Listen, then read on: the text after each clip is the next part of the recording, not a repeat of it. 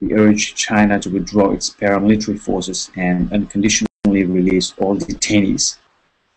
Although we recognize that it's very unlikely there will be any change in China's failed Tibet policies until the fourth generation of leaders has retired, we call on the upcoming fifth generation, including Xi Jinping, to radically review China's Tibet policy.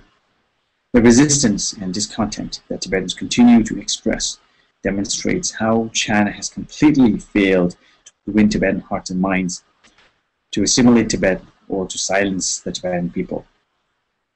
The only solution is for the CCP to retire and to allow Tibetans the right to determine their own future. Xi Jinping, who is expected to succeed Hu Jintao next year, might be visiting Lhasa. He should seize the opportunity to understand the issues there. We call on Xi Jinping to genuinely engage with the exiled Tibetan government and allow the people of Tibet the freedom to determine their own future.